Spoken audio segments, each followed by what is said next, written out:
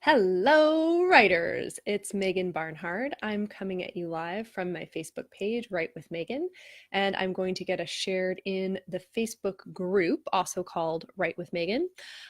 As always, I invite you to come join that group if you are a writer, if you're thinking about being a writer, or if you do any writing for enjoyment or for your business. It's a place where you can meet and connect with other writers and network.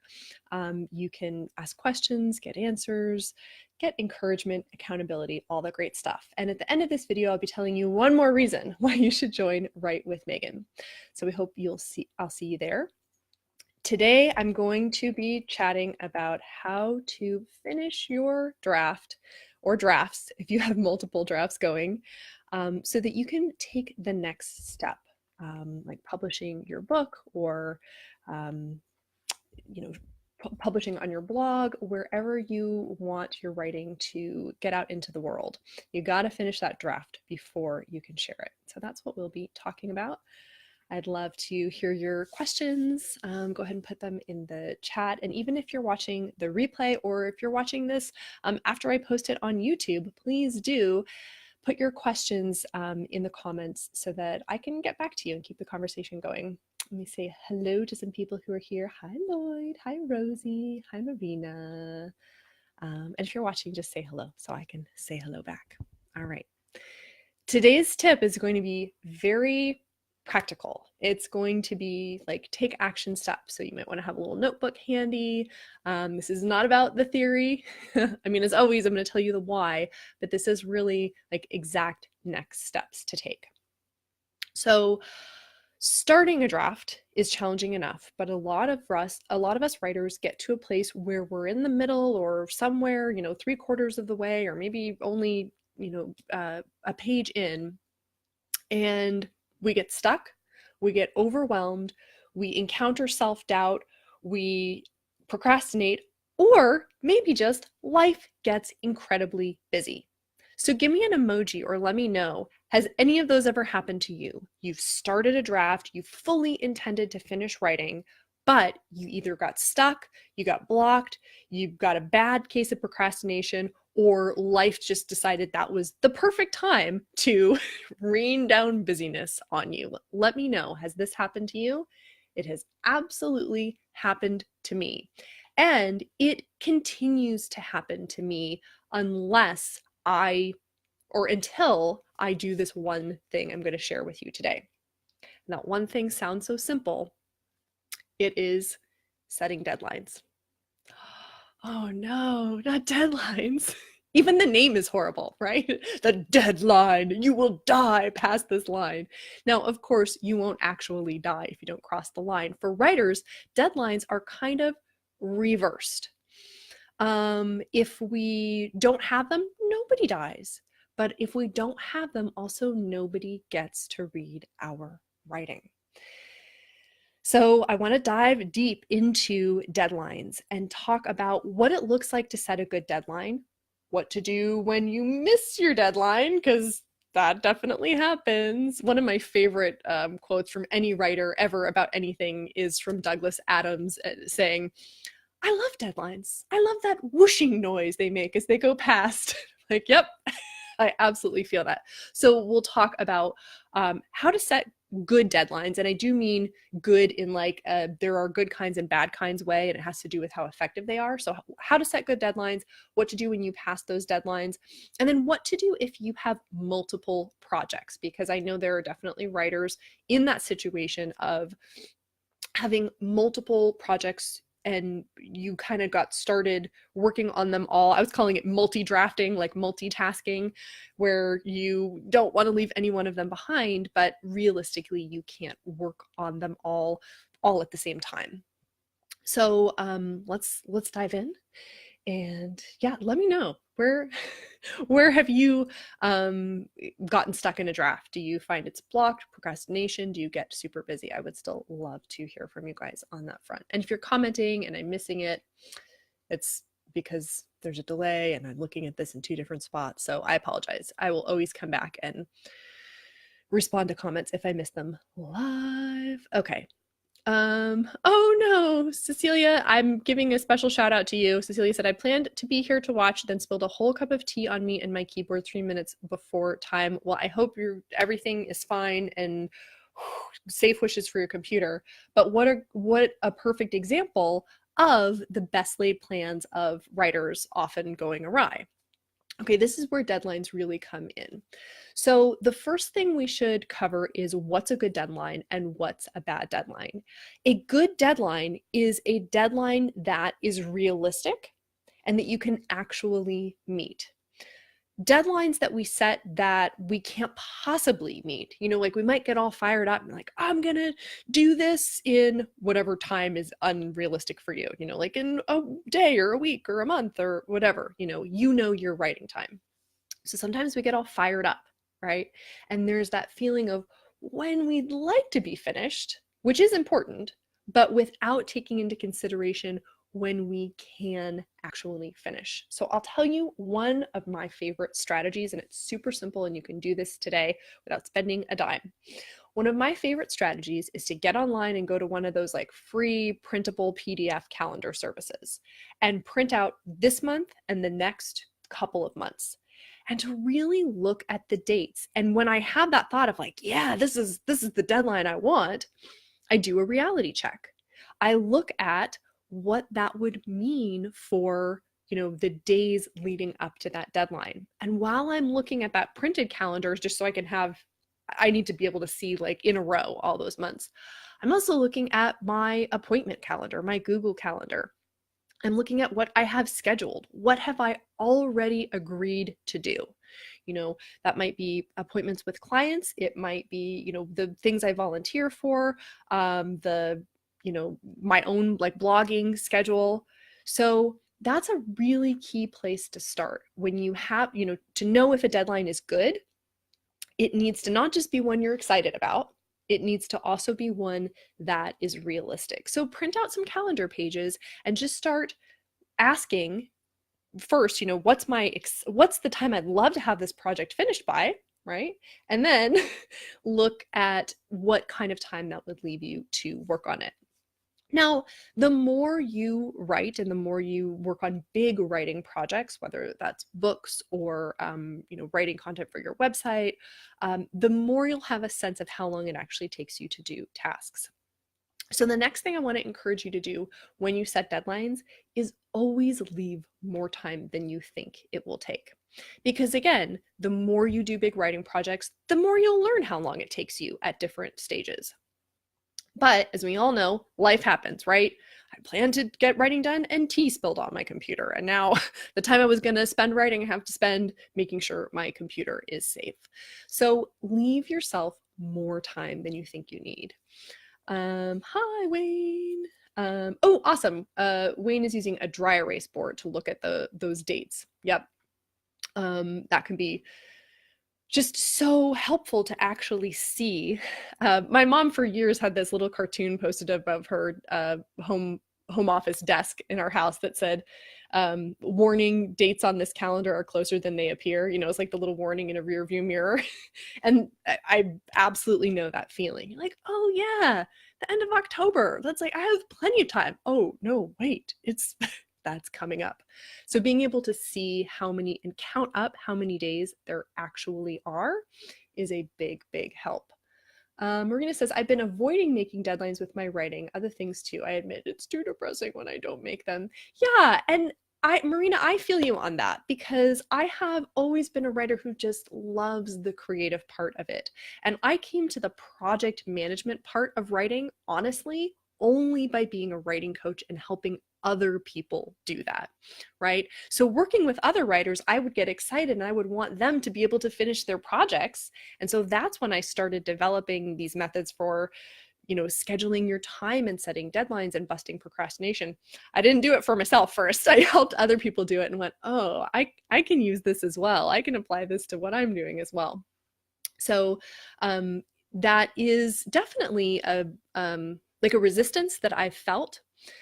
But when you have that deadline, it changes how you relate to finishing the task. Okay, so I want to make sure I kind of stay on the order of things that I said I was going to cover. So the first thing was, kind of how to set a deadline and making sure it's a good as opposed to a bad deadline. And a good deadline means you're excited about it, but it's also doable, when you kind of sketch out what the rest of your life looks like. The other key thing that makes a deadline good is that it takes into consideration all the parts of the task. Now, this is also something that makes deadlines, I think, more motivating. So let's take writing a book, for example. A lot of parts to writing a book, right? You have to plan it, you have to draft it, then you have to revise it. Most of us are sending our manuscripts out to some early readers for feedback, right? Then you're going to get it back and decide what to do with that feedback, take, the next steps to revising. Then very likely you'll work with an editor. And even if you're not working with a professional editor, maybe you're having a friend help out, or maybe you're just setting aside the time to say, okay, I'm done revising, I'm done making any changes, and now I'm just going to go through and do my 3-step proofreading process. I have a whole video about that. You should check out the 3-step proofreading process, which is different from revising. So, that is like, oh, okay, there are all these steps in the process that I have to leave enough time for.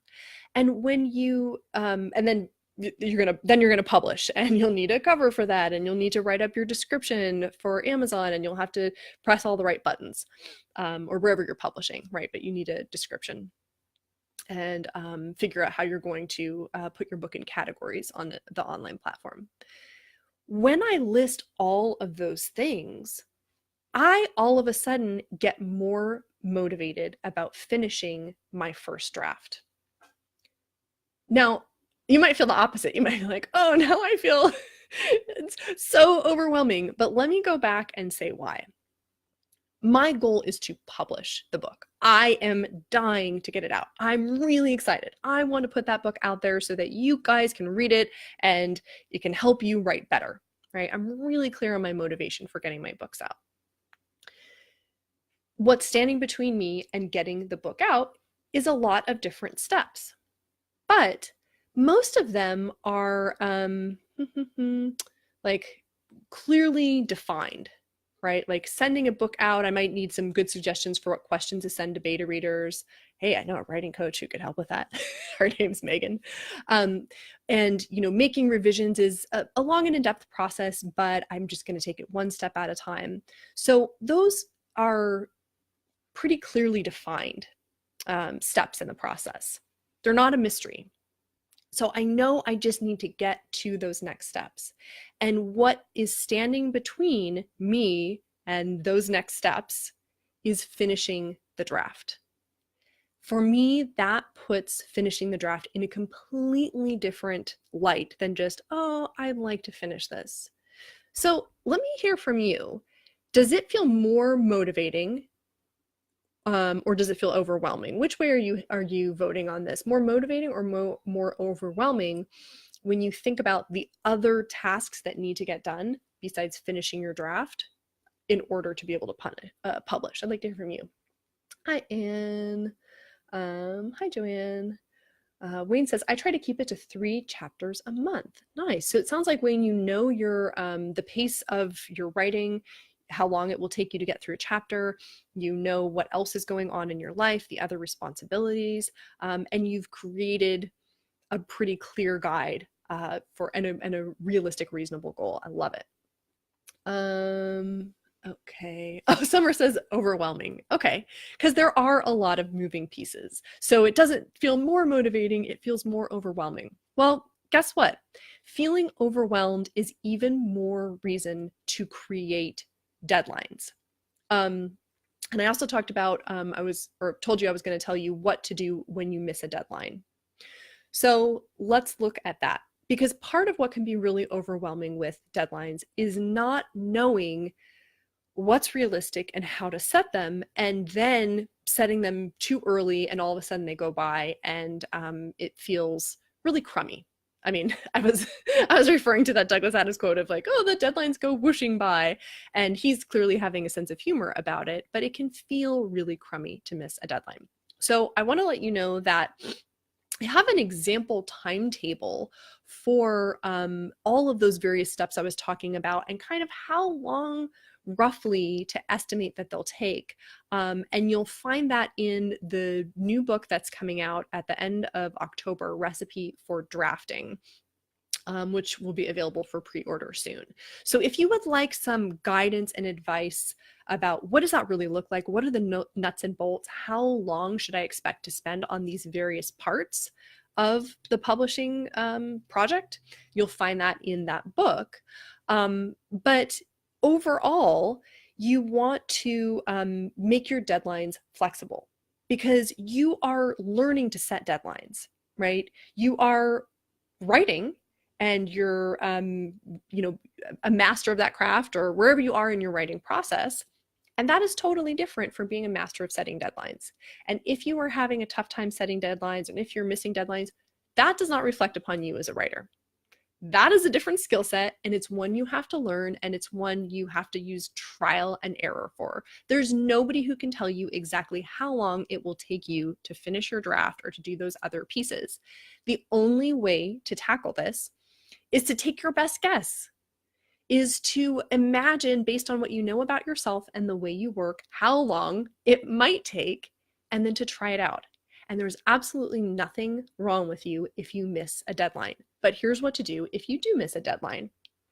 First, pause, give yourself a hug, have a cup of tea, and say, okay, the world didn't end. I may be disappointed, but the world didn't end. And then ask yourself some questions, debrief. Did this not work because there was some calamitous event? All of a sudden, did my relative get sick and I had to go be caretaker, and that doesn't normally happen? Or is this more about learning, how long tasks really take me? And gosh, it turns out I thought, 3 weeks was enough to revise, but it turns out it's more like 6 weeks that I want to revise. You're learning your skill. So when you miss a deadline, don't beat yourself up. This is a science experiment that you're running, and your job is just to go back, do the analysis of what happened, and then make decisions about how you can keep moving forward. And set another deadline. That deadline is what's keeping you motivated so that you can get to the really good stuff, which is publishing, right? And now that you are thinking of all those other steps I need to take, the deadline for your draft needs to come soon enough so that you still have all the time you need to do those other pieces. And you don't have to set all those deadlines at once. For those of you feeling kind of overwhelmed by all the things, say, hey, I don't know exactly how long it will take me to revise and to get some beta readers and to work with an editor and to write my blurb and all that. But I know I need to leave some time for it. So let me think in broad terms. I want to publish my book by next summer. So that means hey, by next March, I want to start the process of all the stuff that comes after drafting. So, hey, that means I want to be done drafting by March. Oh, okay. I'm just spitballing figures here because right now it's the end of September. But that could allow you to set a deadline for yourself so that you're really clear your goal is to finish that draft without having to set down in stone what it will take, what kind of timeline it will take for the other stuff. And you don't have to publish your release date right this moment. You don't have to put that kind of pressure on yourself. But if you think through, okay, I want to have that big chunk of time to work on this other stuff and make sure I give myself a big cushion, March. I'm going to aim for March. The goal of the deadline is that you are telling yourself this is a priority, right? This is not just something that would be nice if it gets done, but I am committed to getting this done. That deadline, that realistic deadline that is, connected to how much you think you can get done and looking at how much time you'll actually have to write, is lighting a fire under you. So now let's talk about what to do if it's not just one draft you find yourself in the midst of, but several. You need to use the same strategy, but you need to first ask yourself what your priority is. And this is a moment of faith. What you're doing is you're saying to yourself, hey, you, I absolutely 100% believe that you will finish all of these really kick-ass writing projects. But I don't want you to feel overwhelmed. So I think the best thing you can do is give your focus to just one for right now and prioritize in that way. If you're having a hard time deciding, let me know. Let's talk through, because there can be a couple reasons that happen. Sometimes it's like a mental block or kind of an emotional block, like, oh, I'm not sure which one is the best. And sometimes it's based more on strategy. So let me know. That's something I could kind of walk you through. I'd be happy to help you figure that out. But are you willing to put 3 other projects on hold so that you can finish this first project and give yourself credit to know that you can finish those other? Let me know if you're somebody who's working on multiple drafts. Does that sound doable for you? If you are enjoying multi-drafting, you certainly don't have to stop. I read several books at a time. I don't know if I could write several books at a time, but I like reading several books at a time because I pick up different ones depending on what mood I'm in. So if you are multi-drafting and it's not a problem for you, by all means, keep going. In that case, just pick deadlines for each of those projects. But if being in the middle of 3 or 4 or 7 different drafts is making you unable to move forward on any of them, take a moment to prioritize, set a deadline for that first one, and then you can set deadlines for the rest. And if you have multiple books in the works, it should be even more motivating to set a deadline because you know you want to get to those others. Hey, Anne. Okay. So I'm seeing kind of like a lot of overwhelm. I'm seeing more overwhelm than motivation and excitement about setting deadlines. So I really want to reiterate that setting deadlines is not like a moral, there's people who set deadlines are not better people somehow, right? There's nothing about this that's a you should. This is entirely about creating urgency and manipulating your mind in a positive way so that you can finish the task that you really want to do. And it's just my experience that a deadline is the most effective tool for doing that. So I recommend that you do it and get good at it, practice it. It's not something we necessarily know how to do right off the bat. Most of us have to learn how to set good deadlines. Wahid says, reading several books at a time. Yes, that's possible, but writing, I don't think that'll be practical because when I write, I have to put all my soul in it, and I haven't several souls. Oh, what a lovely thought. You don't have multiple souls, so just one project at a time. Okay, Marina says, definitely she's downsizing so she can try to get her properties in order, and that will help a lot. You know, that's a great example, Marina. Sometimes we want writing to be our priority and it's just not realistic. And you might find that you have a lot more focus to give to your writing if you can first clear something else off your plate.